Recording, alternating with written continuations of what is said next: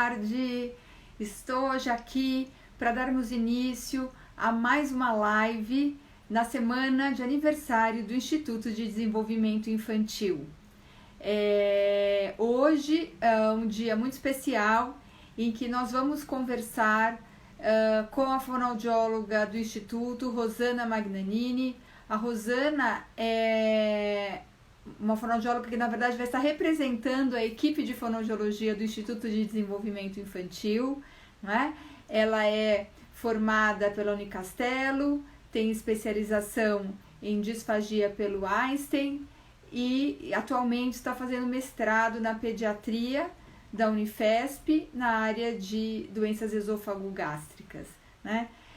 E hoje nós vamos falar sobre um assunto muito importante, e eu escolhi propositalmente este assunto porque nós temos recebido muitas crianças de todas as partes do Brasil que chegam, né, e com as famílias nos contando que esse atendimento, a base do atendimento tem sido para criança com recusa alimentar, com dificuldade alimentar, tem sido por meio de estímulos orais, não é? Então, que o foco do atendimento tem sido por meio de exercícios orais. Então, as mães são orientadas a fazerem estimulações orais, as mães têm sido orientadas a fazerem exercícios na boca das crianças com o objetivo de que elas se alimentem, né? Que elas consigam comer, né? Inclusive exercícios mesmo com a mão enluvada, exercícios para a língua, exercícios para os lábios, né? Só que sem muito sucesso, porque a criança permanece com o padrão de recusa alimentar, né? Então hoje nós vamos discutir isso, né? Vamos discutir qual é a conduta, de que maneira que esses estímulos podem ser utilizados. Quem me segue sabe que no último Congresso Brasileiro de Fonoaudiologia, o ano passado, eu tive a oportunidade de falar exatamente sobre esses estímulos, não é? Sobre cada um desses estímulos e mostrar, né, a forma como nós estamos atuando no Instituto, tirando o foco aí da boca, e quando houver a necessidade, como fazer, né? Eu estou esperando só a Rosana entrar aqui, para que nós possamos dar início a esse bate-papo. Quem for tendo perguntas pode ir mandando, que nós já vamos iniciando. Eu só estou aguardando a Rosana pedir aqui para fazer parte da live, para que a gente possa começar, tá? Podem ir mandando as perguntas que nós vamos respondendo. Deixa eu ver aqui se ela já entrou aqui na live. A Rosana está aqui, vamos chamar. Vamos ver se ela entra. Está conectando. Olá, Rosana. Olá, tudo bem? Tudo bem, boa tarde, obrigada Boa aí por estar tarde. representando a área de fonoaudiologia do Instituto de Desenvolvimento Infantil. Nossa conversa hoje é sobre os estímulos sensoriais, sensório-orais, né? De que maneira eles podem estar contribuindo para o caso da criança com recusa, com dificuldade alimentar, né? Então, eu queria primeiro que a gente começasse partindo um pouco da normalidade, né? Nós sabemos que isso faz parte do desenvolvimento, e eu queria que você contasse um pouco para a gente, né? Então, assim, o bebê, quando não tem uma dificuldade alimentar, né, por que esse estímulo oral deve acontecer? De que maneira isso pode contribuir para a introdução alimentar num bebê normal? Bom, primeiro eu queria agradecer, estar representando aqui o time de fonos do Instituto, né? E, na verdade, assim, a gente não queria polemizar, né? A gente sabe que muitas crianças vão precisar de estímulos orais, mas a gente tem que repensar e ver que tipo de estímulo seria esse. Então, quando a gente pensa numa criança que está no aprendizado alimentar, a gente vai, de certa forma, entre aspas, fazer algum tipo de estimulação mas que parta da criança, né? Então, por exemplo, alguns pré-requisitos que a criança necessita para iniciar o aprendizado alimentar, a introdução alimentar, a conexão mão-boca, por exemplo. Então, quando ela leva a mãozinha à boca, ela leva alguns objetos à boca, isso não deixa de ser um estímulo, se a gente for pensar, mas não é um estímulo que eu estou lá fazendo, criando, de repente, algum tipo de aversão na criança, né? Porque isso, na verdade, ele faz parte do desenvolvimento normal. Então, o bebê, né, no desenvolvimento normal, ele começa a levar as mãos à boca, não é? Ele descobre o mundo pela boca e o primeiro contato é com a própria mãozinha na boca. E depois o meio vai favorecendo objetos, senão ele acaba buscando, não é, Rosana, o brinquedinho que está do lado ali no bebê conforto, algo que esteja dentro do bercinho, ele acaba levando a mão e colocando a boca. E isso tudo vai preparando a cavidade oral do bebê para a introdução alimentar, correto? Exatamente. Quando a gente fala dos brinquedos orais, né? Então, os mordedores, coisas que ele coloque na boca, que ele se estimula, ali ele começa a ter contato. Então, vamos pensar que ele estava em contato apenas com a mamadeira ou com o bico do seio da mãe.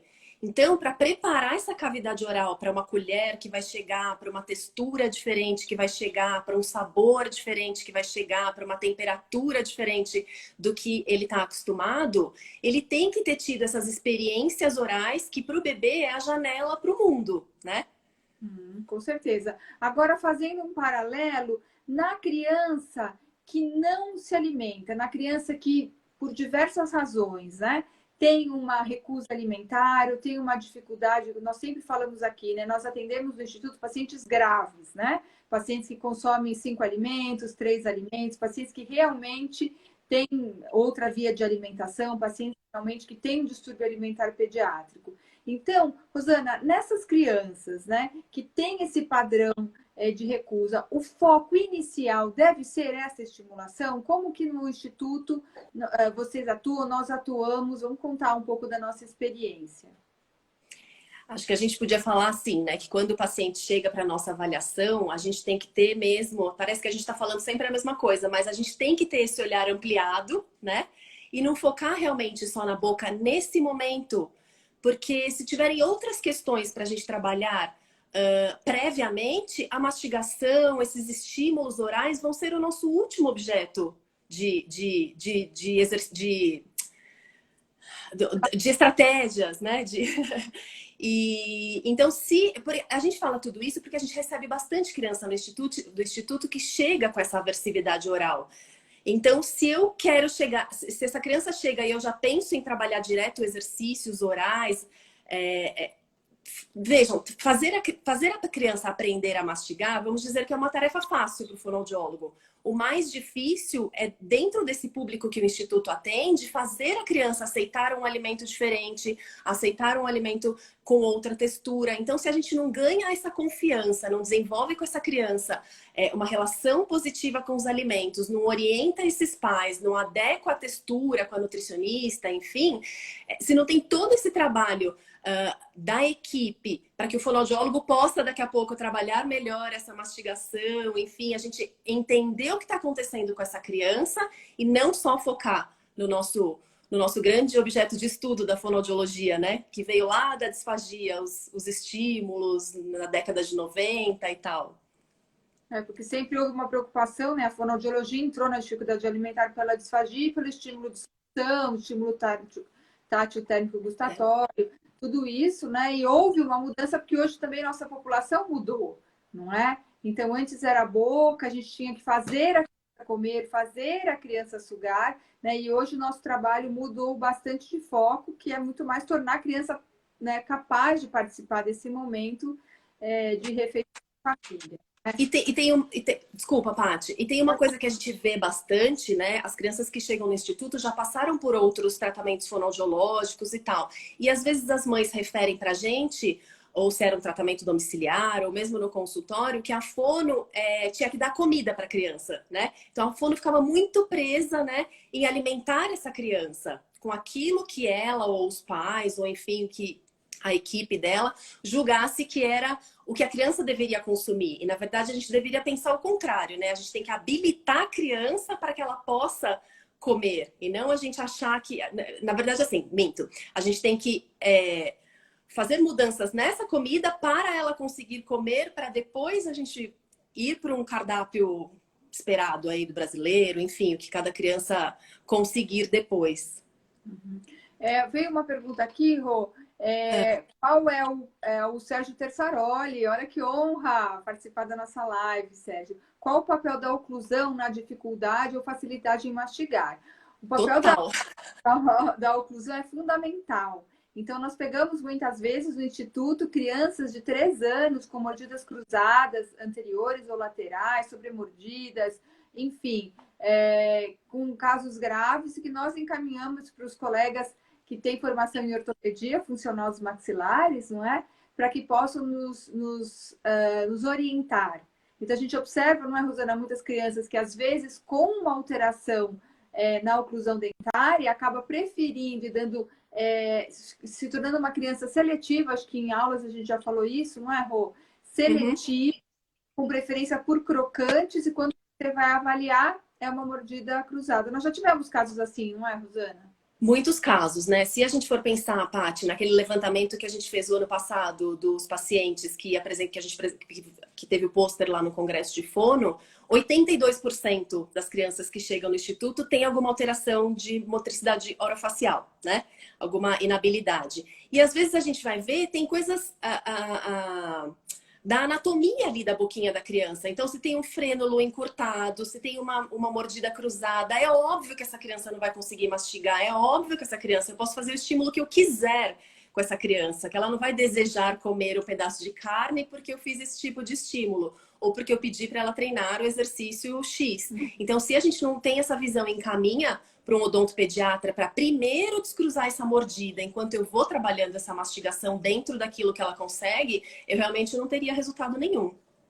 Sim, e sempre lembrar, né, que a nossa preocupação primeira, que agora ficou aqui, que a nossa preocupação primeira sempre é eliminar a causa orgânica, seja ela qual for, né? Então pode ser que o impedimento da uma má oclusão seja o motivo pelo qual essa criança está tendo uma dificuldade na progressão das texturas. Nem sempre é isso, mas nós sabemos que isso é fundamental e tem que olhar. A Célia, oi Célia, tudo bem, querida?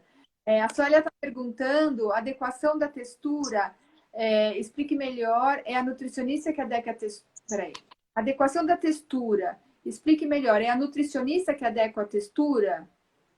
Na verdade, posso falar, Paty? Pode, claro. Na verdade, quando a gente faz a avaliação e a gente percebe que a textura que essa criança, o cardápio que essa criança está ingerindo em casa, né? Seja pelo motivo que for, porque os pais determinaram, enfim, porque é o que tem ali. Se a gente percebe que essa textura tá difícil para essa criança, a gente tem que definir com a nutricionista, então a fono avalia. E a gente fala para a Diandra, que é o nosso caso lá, nossa nutricionista do Instituto, né? Essa criança não está conseguindo mastigar essa carne. Como que a gente faz para ela ingerir proteína, colocar a proteína no cardápio dessa criança, mas ainda com o padrão de mastigatório que ela tem, que é XYZ, que a gente passa para ela. Então tá bom. Então, para colocar essa proteína, a gente vai pensar, por exemplo, numa almôndega, num hamburguinho caseiro. Então, essa criança vai passar, ela continua ingerindo essa carne, né? Ou ela passa a ingerir essa carne, porque a gente vai introduzir ou reintroduzir algum tipo de alimento. Mas a gente pede para a nutricionista adequar pensar nas receitas que essa criança conseguiria mastigar. Acho que a textura quem fala é a fono, né? Quem tem a capacidade de avaliar qual é a textura é a fono, e a nutricionista ela faz o ajuste nutricional na textura que a gente pediu. Então, essa criança só consegue comer crocante. Então, ela vai buscar receitas e nutrientes em alimentos crocantes. Mas a textura sempre, na nossa experiência, somos nós que falamos. Né? O Vitor, ele está perguntando, né? Para famílias que não dispõem de recursos, existem exercícios que os educadores possam fazer para auxiliar no desenvolvimento orofacial dos bebês, né? Acredito com um desenvolvimento normal. Então, na verdade, a gente não vai nem chamar de exercícios, né? A gente vai pensar numa estimulação, numa coisa legal para essa criança, numa coisa que faça parte do desenvolvimento, que não seja nada imposto por nós, né? Então, até a gente tem visto, Paty, a gente precisa comentar alguns outros profissionais da área da saúde fazendo indicação de Z-Vibe, de outros objetos e tal, que às vezes fica mesmo com a competência da fono, mas fazendo essa estimulação, preparando essa criança para comer. Então, não necessariamente isso vai fazer a diferença na vida da criança, né? O que a gente pensa são... Não, pode falar. Então, o que a gente pensa são os estímulos que deveriam ficar o mais natural possível. Então, quando a gente pensa numa higiene oral agradável para a criança, os brinquedinhos orais que ela possa levar à boca, nada que eu esteja impondo, a meu ver. Eu acho que para o desenvolvimento normal é estar atento aos marcos de desenvolvimento, né? Então, levar a mão à boca, estimular essa conexão mão-boca, depois propiciar objetos simples, mordedores simples, que sejam leves e que sejam de fácil acesso à cavidade oral, né? Porque às vezes tem uns mordedores que são pesados ou são muito grandes e que, na verdade, eles não entram, né, na cavidade oral. Tá, redondos, né? Então, estimular a compra desses objetos, né? Existem no mercado nacional algumas opções, né? Explicar que isso é importante, porque nós temos também muito problema que algumas famílias têm receio com relação à higiene. Então, não deixam os bebês levarem nada à boca, fala, tira a mão da boca, isso é sujo, não coloque isso na boca. Então, orientar as famílias, né, que separem alguns objetos, que esses objetos sejam higienizados de maneira adequada, orientar como fazer essa higienização e favorecer com que esses bebês levem à boca e explicar que isso faz parte do desenvolvimento, não é? Acho que muitos pais acabam desconhecendo essa importância, né? E acabam proibindo as crianças de levar prematuros, às vezes os pais têm medo de infecção, né? Não, pelo amor de Deus, tudo tem que ser muito esterilizado, é perigoso. Não é? Depois, que pode auxiliar no desenvolvimento orofacial também, a introdução de alimentos separados, né, por sabores, para ir trabalhando toda essa percepção sensorial para as crianças. Então, acho que assim, existem várias estratégias que nós, dentre elas, essas que nós citamos. Seria mais alguma outra coisa, Rosana, que você lembra? Acho que não, né? Acho que seria... Se a gente lembrar, a gente fala. Aqui tem acredito que seja Diniz, o sobrenome, né? Ele fala que poderiam, por favor, comentar sobre crianças portadoras de glicogenose com uso de gastrostomia. Nós temos vários pacientes no instituto, não é, com uso com portadores de glicogenose e da mesma maneira, não é? Quer explicar um pouquinho, Rô, essa parte do uso da gastrostomia? Como ficam os estímulos orais? Como que é a nossa atuação?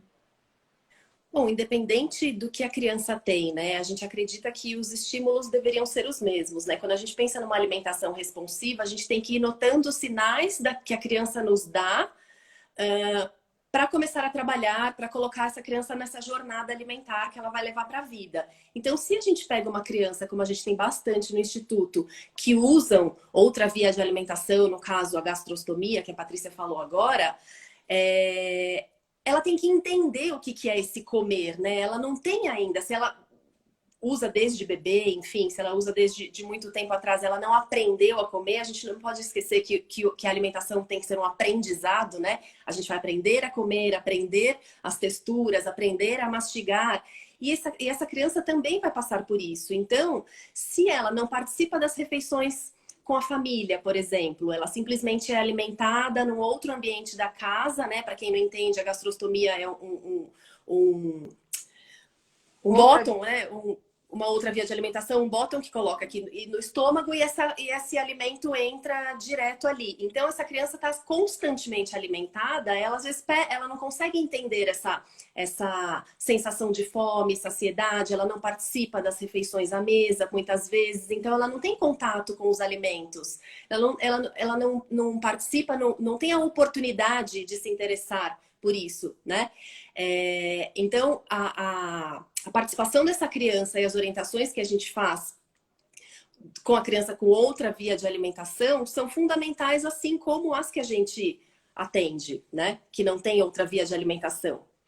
E lembrar que a criança com uso de gastrostomia, ela não come não só pelo fato dela não ter tido estímulos orais. Ela não come, ela pode apresentar um padrão de recuso e até uma dependência do tubo por outras razões, principalmente essas que a Rosana, desculpa, citou, desculpa, com relação à ausência de percepção entre fome e saciedade, não é? E não faz sentido para ela, né? Comer não faz o menor sentido, uma vez que ela está sempre superalimentada, muitas vezes, né? E não percebe, né? E também não entende o porquê, não tem motivação intrínseca para comer. E um dos princípios é você ter essa motivação para comer. Por isso que o ideal é que a gente faça o protocolo desde o início da colocação da gastro e vá seguindo, orientando para que possa ajudar a não chegar num processo de dependência ou de aversão oral, né? Então, a gente E pensando nisso, Paty, imagina um estímulo oral para essa criança comer, teria qual função nesse momento, né? Um estímulo oral, um estímulo sensorial, como às vezes a gente vê, mas aí ela já está agora, a profissional que está cuidando dela já está fazendo ela pegar na manga, passar no pezinho. Qual seria a função de tudo isso, né? Bem complexo. Tem uma outra mãe que colocou assim, que o filho já foi em várias fonos, fez várias terapias, levou vários alimentos, e hoje são 3 anos de luta e troca de profissionais, e nada muda, ele só aceita líquidos. Então, Patrícia, é muito importante fazer esse diagnóstico, né? Entender, a gente precisa compreender o porquê da criança a só aceitar líquidos. É uma questão sensorial, lembrando que nem sempre é uma questão motora, né? Pode ser fruto de uma questão sensorial. Então, quando não há evolução, tem que parar e entender, na verdade, qual é a causa. Existe uma causa orgânica que está subclínica e que você não está conseguindo observar. Então, existem outras formas. Se você tem a possibilidade de ler o meu livro, Porque Meu Filho Não Quer Comer, ali tem, cada capítulo explica um dos motivos pelos quais a criança recusa alimentos e acho que pode te ajudar a encontrar uma luz e buscar profissionais que tenham essa visão, né? O último consenso de 2019 fala isso, né, Paty? Que são 4 aspectos que a gente tem que avaliar para a gente poder determinar por onde esse trabalho vai começar e quais são os nossos primeiros objetivos, né? Conseguir esse objetivo, eu vou partir para um próximo. Se eu fico pensando lá na frente, não consigo avaliar o que eu consigo aqui e agora, né? Então, esses 4 aspectos seriam: então, se ela tem alguma questão médica, né, orgânica, se tem alguma questão da habilidade prejudicada, nutricional, né? Com certeza, com certeza. A Joana, ela está colocando aqui, né, que ela tem gêmeos prematuros, a Clara come tudo e o Xavier com 21 meses, coisas crocantes sim, mas o resto não. O que você tem para falar aí, Rosana? Precisa avaliar, né? Se ele tá com essa preferência sensorial mesmo pelos crocantes e a gente tentar com a nutricionista bolar um cardápio de coisas mais crocantes e ir, entre aspas, dessensibilizando essa cavidade oral para outras texturas, até que a gente chegue em texturas, né, do cardápio da família, mas é preciso avaliar, né? Sim, sim, com certeza. Entender, muitas crianças com dificuldades sensoriais têm preferência por alimentos crocantes, não é uma regra, mas isso pode acontecer, né? Exige um padrão de mastigação muito menor, porque é só abertura e fechamento, então já dissolve, né? Então, a criança tem que lidar muito menos, passar para um lado para o outro, exige uma habilidade mastigatória muito menor. Então, isso muitas vezes, quando a criança tem uma questão sensorial, facilita que aquele alimento não espalhe inteiro na boca, né? Ela consegue só quebrar e já deglutir. Então, na verdade, tem que entender e ajustar para poder ajudá-lo de uma forma mais pontual. A Laís, ela coloca, Rosana, minha filha usa gastrostomia, tem aversão alimentar severa. Alguma experiência, sugestão? Eu acho que é um pouco do que a gente tinha falado no outro caso da gastrostomia, né? Talvez valha a pena, sim, uma avaliação com um fonoaudiólogo especialista, né? Especialista a gente não pode usar essa palavra, mas que tenha experiência nessa área, para orientar essa família de como proceder, né? Para que essa criança comece a sua jornada alimentar e, se possível, depois para retirada dessa gastro e alimentação por via oral, se possível. Mas acho que precisa de uma orientação. Eu acho que a primeira orientação, a primeira sugestão é pare de forçar. né? Se você força a alimentação, se você fica exigindo com que ela coma, isso muitas vezes é injusto. Porque se ela já está recebendo uma outra via de alimentação, e se a nutrição dela já está sendo suficiente via oral, então não tem como você querer exigir com que ela coma nesse momento, né? Eu acho que a principal sugestão é pare de forçar, né? Tente trazê-la à mesa, né? Se for possível, se ela tiver essa condição, né? Nos principais momentos de refeição, né? Buscando a motivação e a curiosidade, a motivação intrínseca dela, e evite qualquer tipo de exercício, qualquer tipo de manobra, qualquer gelo, cotonete na boca, porque tende a aumentar a aversão oral, né? Então, acho que o principal é tirar a pressão, né? Porque nenhuma criança aprende a comer sob pressão, nenhum de nós, né? Então, se é uma sugestão, é pare de forçar e trate de uma maneira mais tranquila, né? Rô, aqui tem uma, acho que chama Kátia, ela está perguntando, e a criança que vomita ao invés de engolir? Você já teve um caso desses? Foi tirada a amígdala e adenoides que imaginei que estavam interferindo, mas pelo visto acho que não melhorou.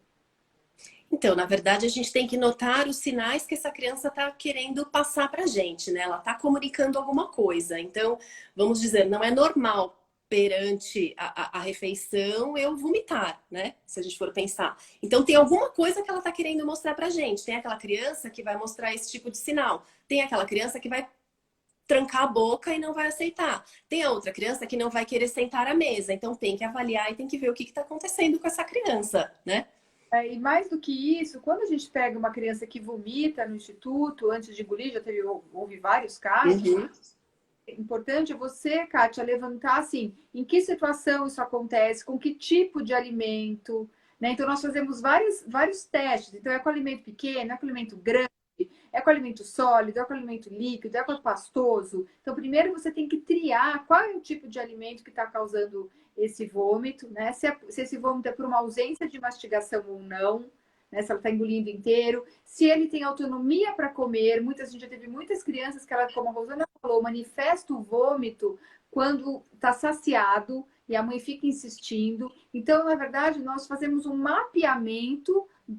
Qual é a situação? Às vezes pede para a mãe anotar mesmo, né? Mapeia em que situações e como esse vômito está apresentando antes de pensar em sair fazendo qualquer coisa. Então, acho que a gente te sugere esse mapeamento. Às vezes também só vomita com um membro da família, né? Ah, mas quando a cuidadora dá, ela não vomita. Então, será que essa cuidadora está respeitando os sinais da criança? Isso tem alguma questão? O que está por trás disso, né?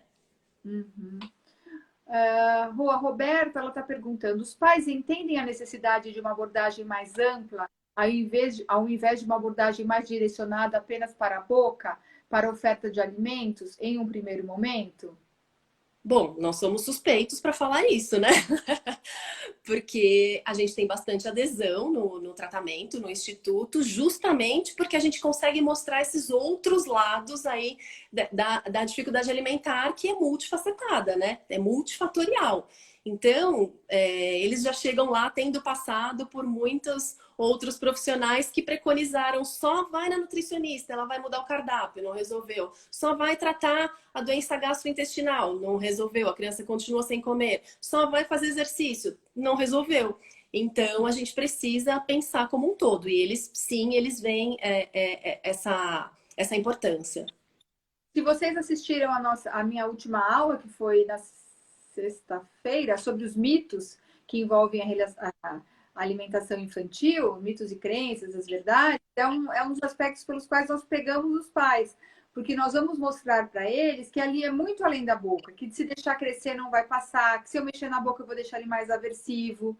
Mas explicar quais são os passos para comer, a criança tem que ter conforto, tem que ter motivação, não é? Então, para a gente fica claro, porque é o nosso, a gente respira isso, a gente acredita nisso. Então, quando você acredita nisso, e nós já temos quase 1.000 pacientes atendidos, então, quando você respira isso, acredita nisso, e quando você tem a experiência para dizer, ó, eu fiz e deu certo, nós seguimos esses passos, acho que não fica dúvida, né? Acho que fica bem tranquilo para as famílias, porque você primeiro precisa acreditar que o seu papel não é alimentar uma criança, que o seu papel é torná-la capaz de participar. de uma refeição em família. Então, quando você acredita e vibra isso, sente isso e acredita, você consegue passar isso para os pais, né? A Débora está perguntando assim, uma pergunta bem delicada que a gente tem que ter bastante cuidado para responder. Meu filho está na introdução alimentar e a nutricionista indicou estímulos com a Z-Vibe. Está correto? Quer responder?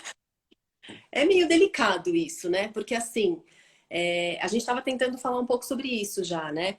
Ah, o quanto de conhecimento o nutricionista tem, né? Sem querer desmerecer, né? Mas o quanto de conhecimento o nutricionista tem, acho que cada um na sua área, né? Para colocar umas vibe dentro da boca da criança e não ser aquela coisa prazerosa, por exemplo, que nós estávamos falando. Então, não sei. Se eu coloco, se eu faço isso, eu estou causando mais aversão na minha criança. Agora, se eu tô fazendo, a criança tá pegando, ela tá levando a boca, tá sendo divertido para ela, então não sei. Primeira pergunta, Débora, que eu faria para nutricionista, por quê? Uhum. E para quê? Né? Porque seu filho está dentro de um padrão de normalidade, se ele está aprendendo a comer, o legal, o mais bacana é ele ser motivado, estimular a curiosidade e levar os alimentos à boca. Participar do momento da refeição com alegria, com prazer, né? Entender que aquele momento é um momento que vai muito além da nutrição, ele gostar de estar à mesa, gostar de participar, variar sabores, variar texturas, né? No início, deixá-lo colocar a mão nos alimentos. Eu caminho muito mais para isso, que é um protocolo descrito até pela Sociedade Brasileira de Pediatria, né, que ela coloca os passos, né, quais são o direcionamento para a introdução alimentar. Em nenhum protocolo existe indicação de uso de Z-Vibe, de qualquer outro instrumento. Né? Então, assim, na verdade, a Z-Vibe foi desenvolvida para crianças com padrão neurológico, motor oral. Na verdade, ela foi desenvolvida para crianças com alterações neurológicas e sensoriais. Então, tem uma vibração que facilita a aceitação por essas crianças, foi desenvolvido por uma fonoaudióloga americana, né? Então, assim, eu não vejo muita utilidade, não vejo aplicação em crianças normais. A gente nem indica isso para crianças dentro do desenvolvimento normal. Não sei se seu filho se encaixa, espero que sim, né, no desenvolvimento normal, mas não faria sentido. O dedo, a mãozinha, né, os utensílios, o próprio alimento cortado de diversas maneiras seria muito mais interessante e muito mais natural. A gente tem que tornar o momento da alimentação algo natural e não necessário usar outros recursos. Tem criança que nem tolera a vibração, né? Imagina, pode estar sendo um estímulo muito aversivo. Eu acho desnecessário dentro do desenvolvimento normal, a menos que o seu filho tenha um problema que eu desconheça, né? Então, eu só posso falar que dentro do desenvolvimento normal não é necessário. Né? Não tem, não teria necessidade, né? Muitas mães aqui perguntando com crianças com gastrostomia, né? Como vocês trabalham? Quer falar, Paty? Pode falar. Você esteve agora nos Estados Unidos, fez Não, um acho que trabalho bonito lá. essas com gastrostomia são uma grande paixão, né? Se eu pudesse, eu atenderia só essas crianças, é uma verdadeira paixão. Nós trabalhamos, na verdade, o ideal é que a gente trabalhe desde o início, né? Assim, quando a criança coloca, assim, quando ela tem condição clínica para iniciar o trabalho, nós começamos desde o início. Então, quando nós pegamos desde o início, nós já vamos trabalhando essa relação de fome e saciedade, nós vamos minimizando o desconforto no momento da introdução, porque muitas crianças sentem dor ao serem alimentadas, e isso gera uma relação negativa. Então, à medida que meu estômago está se enchendo, eu tenho cólica, eu tenho dor, tenho gases. Então, a gente tem que minimizar todo esse desconforto que essa criança sente nesse momento, não é? E, em paralelo, ir promovendo conforto sensorial para ela, mas não aversivo. Nós não fazemos estímulos com gaze, com luva, com dedo enluvado, com cotonete, com gelo, nada disso. Né? Nós vamos esperando o momento da criança, vamos fazendo a conexão mão-boca, independente de qual idade ela tenha. Né? Vamos propiciando estímulos olfatórios, prazerosos no momento das refeições, vamos trabalhando fome e saciedade. Enfim, é um trabalho muito complexo, né? Muito denso, né? Trabalhando o conforto da criança, trabalhando... E a habilidade é o último. que nós vamos trabalhar, né? Trabalhando toda essa parte de relação com os alimentos, não com o objetivo dela comer, mas no objetivo dela se aproximar dos alimentos, né? Associando a introdução da a alimentação pela gastro ao momento da refeição, né? Quando possível. Então, existe uma série de passos, né? Que nós fazemos, mas não fazemos uma abordagem na boca. A boca é o de menos. A criança não com gastrostomia, ela não deixa de comer porque ela tem um problema na boca, né? Ela não come por outros motivos e pode até ser que ela tenha uma aversão oral e que vai ter que ser trabalhada em algum momento de uma determinada forma. Né? Tudo que a gente fala aqui é pouco, né, Paty? A gente está constantemente estudando e analisando e fazendo uma série de coisas porque... Na cada caso é um caso. Nós tivemos recentemente o caso da Carla, uma querida mãe da Bahia, que nós conseguimos fazer praticamente ele está 100% via oral. E nós fomos orientando essa mãe, ela vinha mensalmente ao instituto e deu super certo, uma criança grave, e que graças a toda a orientação e a mudança, né, desse olhar, dessa relação com a comida, hoje o Rafael tá conseguindo se alimentar via oral com prazer. Então, assim, é uma forma de olhar para a criança e repensar um pouco, e partindo dos princípios, né, de como é o aprendizado alimentar, como uma criança aprende a comer, né? Acho que é um pouco por aí. Vamos ver se temos mais alguma pergunta. A gente não pode passar de moto, senão nós cortamos. Estão perguntando como fazer com crianças maiores, 5, 6 anos. A gente sabe que quanto menor a criança, mais resultados rápidos e produtivos a gente tem, né? Então, se a gente pudesse preconizar e atender até os 5 anos, eu acho que a gente faria isso. Mas, obviamente, a gente tem que ajudar outras famílias também e orientar esses pais e ver o que a gente consegue em cada caso, né? Mas o que a gente fala é que quanto mais cedo, sempre melhor, como tudo na vida, né? Uhum. E as crianças de 5 e 6 anos, quando elas já apresentam uma seletividade extrema, acho que o caminho, né, também não é fazer exercícios. Muitas dessas crianças, elas não têm nenhum problema, às vezes tem até uma oclusão perfeita, né? Às vezes até tem tônus maravilhoso e precisa identificar qual é a dificuldade, né, dessa criança, analisando o cardápio, analisando o perfil sensorial dela, vendo se tem algumas outras coisas associadas e partindo do que ela aceita, ampliando o cardápio, não tem muita regra, né? Tem a Luciana... A gente fala que é um pouco mais demorado, né, Paty? Porque elas já têm a cognição suficiente para entender do que gosta, o que consegue mastigar, o que não doeu minha barriga, o que eu consegui engolir. Então, por isso fica mais difícil, né? Já tem os registros mentais que ela foi fazendo ao longo do tempo que foram tornando E a criança com 5, 6 anos, claro, a mãe já tentou de tudo, já forçou, já fez chantagem, já prometeu prendas, então muitas vezes isso já não funciona mais, né? E a criança já criou uma resistência muito grande. Então, claro, é sempre um trabalho muito mais delicado.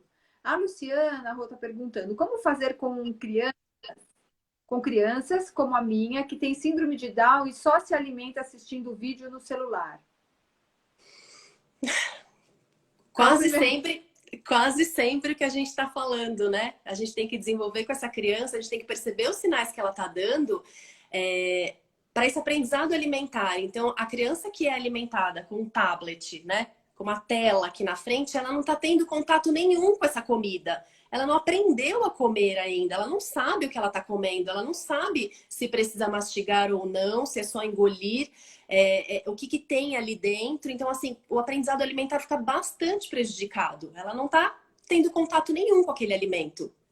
E precisa entender, Luciana, por que ela só come assistindo televisão. Ela tem uma dificuldade sensorial que a impede de olhar o alimento, que só de olhar ela nauseia, né? Ela não consegue perceber os sinais de fome e saciedade.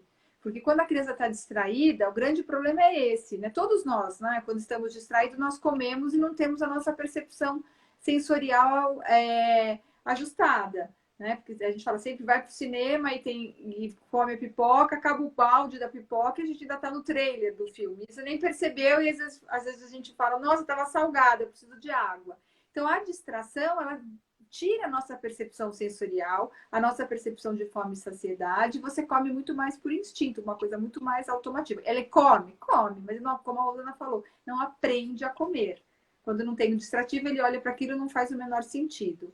Né? E às vezes os pais, no desespero, acabam fazendo isso, né, Paty? Para garantir a parte nutricional. A gente não está julgando ninguém, a gente precisa ajudar, né? Quando os pais chegam assim ao Então, ele instituto. precisa disso, não é, Rô? É. E ensina como tirar isso e como fazer, né, a progressão, né, inverter o processo. Né? Tanto que quase 90% dos nossos pacientes chegam, né, sendo Ah, alimentados com tablet. A gente fez o levantamento.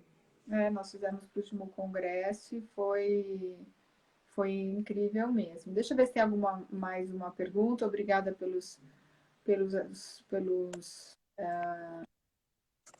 Aqui a Luciana fala: se tirar o celular, ela recusa e só come textura amassada. Então precisa entender, né? E se tirar o celular, ela só come textura assada, então começa com a textura assada, é onde ela tem o conforto. Entendeu? Então, se ela só come textura assada, é porque ela está tendo a distração para não ver engolir inteiro o que você está querendo que ela coma, né? Então, a textura assada, provavelmente mais crocante, é o padrão de conforto para ela. Então, aquilo ela consegue ver e consegue comer. Então, expande essas texturas para criar uma relação de confiança. Se ela está precisando da distração porque você está ofertando outras texturas, talvez essas outras texturas não estejam ajustadas à habilidade e ao conforto sensorial que ela possui nesse momento. Talvez você esteja exigindo mais do que nesse momento ela pode. Então, ajusta a textura e vai procurar uma ajuda para entender o porquê que ela está ainda recusando texturas de outros. E essa retirada que a gente faz também é gradativa, né? Nenhum paciente chega no instituto e a gente fala, bom, a partir de amanhã ninguém pode mais usar a tela, etc, né? A gente orienta como fazer tudo isso, né? Uhum. A Malu está perguntando, e pacientes com gastro indicada por aspiração, como fazer sem perspectiva de retirar? Trabalha normal? É claro que se uma criança tem aspiração e tem um quadro de disfagia, ela não vai ser alimentada nunca por via oral, mas ela pode sentir o alimento, ela pode participar do momento da refeição em família, né? Ela pode ter contato, ela pode sentir o cheiro, ela pode lamber, ela pode ter uma aproximação, né? E pode até gostar de participar do momento da refeição, embora ela não coma, né? Então ela participa do momento da refeição, mas ela não come, mas ela sente o cheiro, entender que a refeição vai muito além da nutrição. Então essa criança deve ser colocada à mesa, deve ser estimulada a participar do momento da refeição, né? E verificando os aspectos além, então a sociabilidade, a celebração. Então não é porque ela não come que ela não pode almoçar num domingo de Páscoa com a família. Né? Então, olhar a alimentação como parte do momento da refeição. Então, você vai trazer toda essa perspectiva da refeição para essa criança. Né? Embora ela nunca. Eu sempre conto para todo mundo, né? A primeira vez que eu fiz o workshop da Suzane Morris, a primeira formação, tinha uma mãe que foi dar um depoimento e o filho tinha 18 anos, usava gastrostomia, e ela perguntou: o que você quer de 18 anos? E ele disse: eu quero ir jantar no japonês. Né? E ela falou, tá bom. E aí o sogro falou, vai jantar no japonês? Ele não come, né? Mas ele gostava do ambiente, ele gostava das pessoas, ele gostava do cheiro do show, ele gostava de ver as pessoas comendo com palitinho. Então o aniversário dele foi no japonês, embora ele não comesse nada via oral, né? Então acho que é um pouco mudar um pouco essa visão, né? De coisa. O livro você consegue. A Analice está perguntando onde compra o livro. No site da editora Ideia. Né? No nosso blog, no site do Instituto, www.institutoinfantil.com.br, você consegue lá o link para comprar o livro, direto com a editora Ideia. Tem na Saraiva e tem também na Cultura. Mas o mais fácil é você já mandar o pedido para a editora que ela te entrega na semana. Tá? Indicação do livro, os 2 livros que eu escrevi, tem Estratégia para Trabalhar a Dificuldade Alimentar. O consenso que a Rosana citou, qual foi o consenso, Rô? A gente pode colocar o link depois no... Pode, Acho que é melhor, né? É um link que saiu ano passado. O consenso dos distúrbios alimentares pediátricos, né? Que fala sobre os 4 aspectos que a gente deveria avaliar. Uhum.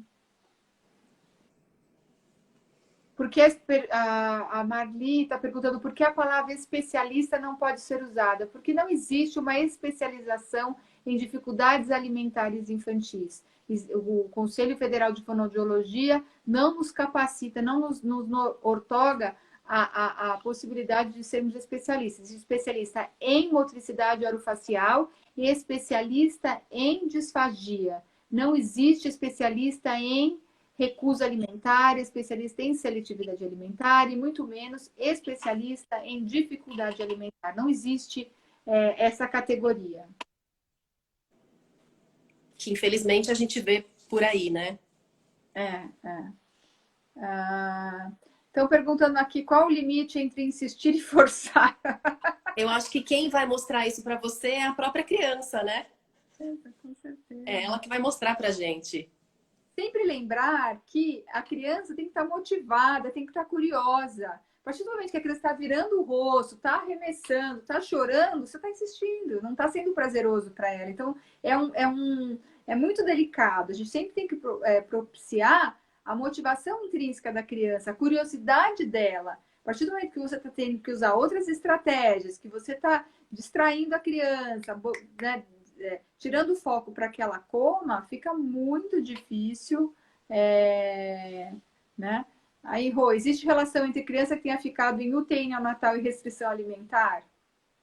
Ô, Paty, cortou, não entendi.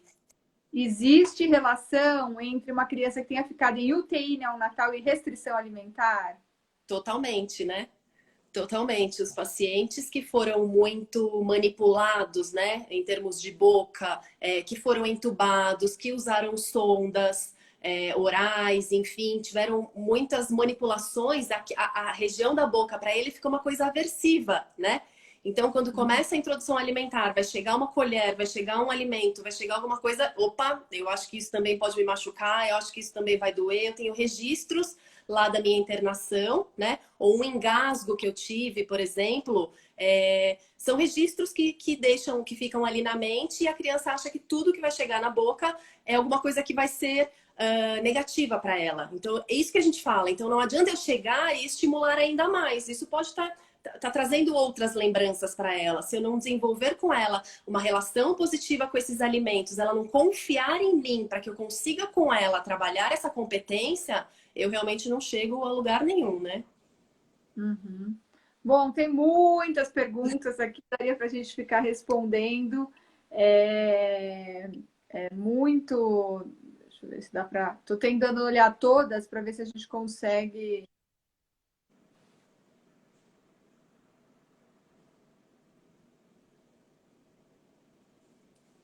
A família tem que ser parceira sempre, isso daí não tem como. É o que a gente fala, né? É o nosso papel tornar a família parceira. Eles não chegam lá, eles chegam querendo entregar para nossa mão para que a gente possa resolver o problema. Não existe muito. Isso vai sendo construído, né? Desde a primeira sessão, a mãe vai entendendo que o trabalho é compartilhado. A gente fala que a gente não cura ninguém, não trata ninguém, né? A gente vai orientando essa família junto com a gente, vai conseguindo colocar em prática uma série de coisas, e se ela realmente não se... O aprendizado, o desenvolvimento alimentar dessa criança é quem vai ficar prejudicado, né? Totalmente. Estão perguntando aqui, nutricionistas indicando Zivibe, o que é isso? Zivibe é uma caneta com vibração, em que você troca as pontas. E nessa pontinha você vai colocando diferentes texturas. É isso, é um material de uso fonoaudiológico e fisioterapêutico para essas questões de hipersensibilidade ou hipossensibilidade. São alimentos para quem tem disfagia ou dificuldade alimentar, né? É isso.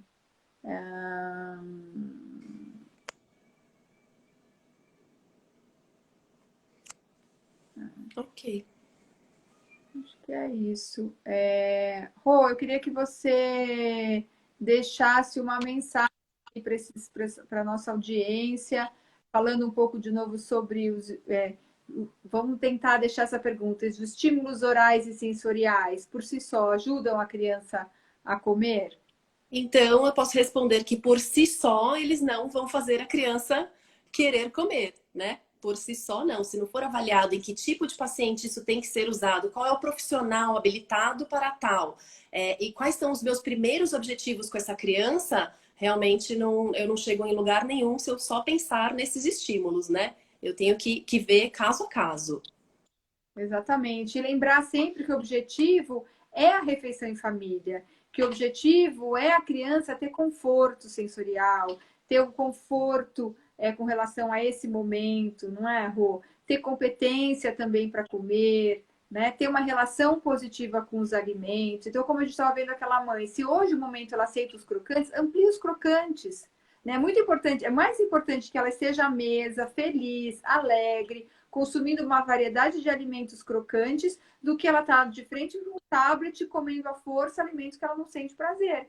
Porque isso sim vai criando uma memória negativa. E a gente sempre trabalha, não é, Rô, com a ideia de que comer é um processo, é um aprendizado para a vida toda. Em muitos momentos, esse estímulo oral, essa coisa na boca, está sendo para agora. Né? Não estou criando uma relação dessa família, dessa criança com os alimentos. Eu estou simplesmente alimentando, né? Estou às vezes tornando mais aversivo. Então, por favor, cuidado com todos esses instrumentos, né, que são utilizados, esses que sejam laser, que seja estímulo tátil gustativo, que sejam, quando não indicados adequadamente, eles podem piorar o caso de aversão. Eles têm sua indicação, né, que é muito útil, cientificamente comprovado, né, mas nos casos de crianças com recusa ou com dificuldade alimentar, né, muitas vezes isso não é necessário, porque ele não está comendo, não é por este motivo. Comer é um comportamento aprendido, complexo, e que existe uma série de pré-requisitos que vão muito além da boca e do estômago. Com certeza, a gente quer dar autonomia para essa criança, né? Para ela se alimentar e levar isso para a vida dela, né? Deixar esses registros positivos com relação ao alimento e não, né, com relação àquela relação que ela fez com a comida, né? E não, a gente não vai ingerir nutrientes, né? A gente vai ingerir tantas outras coisas numa refeição em família que não só os nutrientes. Com certeza. Muito obrigada, Rô. Lembrando Obrigada. que nosso curso online, abordagem integrativa, é um curso básico que vai dar toda essa formação, tudo que nós falamos aqui, todos esses conceitos que são a base da nossa abordagem, né? Que proporcionam todo o sucesso no atendimento. Nós reabrimos em comemoração à semana de aniversário do Instituto de Desenvolvimento Infantil. Lembrando que esse curso, você vai ter as 5 horas do curso em si, depois você vai ter todos os casos que foram discutidos no primeiro encontro internacional do Instituto, com a presença da doutora Suzane Evans Morris, a maior referência mundial em dificuldades alimentares, foi e é a minha mentora. Dr. Ricardo Toma, Gabriel Benevides, Rosana Magnanini, toda a equipe do Instituto de Desenvolvimento Infantil, discutindo os casos, como esses, casos de gastrostomia, casos de dificuldades sensoriais. E, além disso, para esse lançamento do Instituto, agora nessa semana de aniversário, nós temos como bônus 2 horas de um curso de disciplina positiva aplicada à dificuldade alimentar, da querida nossa psicóloga Jaqueline Ramos, que preparou especialmente. E, além disso, você ainda vai ter 1 hora no Zoom com ela para discutir o caso do seu filho ou outros. E lembrando que quem comprar o curso tem a possibilidade das lives. Nós temos um grupo no Facebook só para os alunos, em que nós discutimos mensalmente as suas dúvidas, as dúvidas dos seus filhos, dos seus pacientes. E aí, diretamente, eu com vocês, nós realizamos essa live para discutir essas dúvidas. Tá bom? Agradeço de novo você, Rosana, agradeço a nossa audiência. E amanhã nós temos a nossa última live com a terapeuta ocupacional Carolina Antunes. Nós vamos discutir sobre esses estímulos sensoriais, sobre a dessensibilização sensorial, quando funciona, quando não, quando usar. Né? Então, nós vamos fechar amanhã com chave de ouro também, discutindo sobre todos esses aspectos. Então, amanhã é o último dia, não percam às 5 horas. Muito obrigada, Rosana. Obrigada, Paty. Obrigada a todo mundo. Tchau, tchau.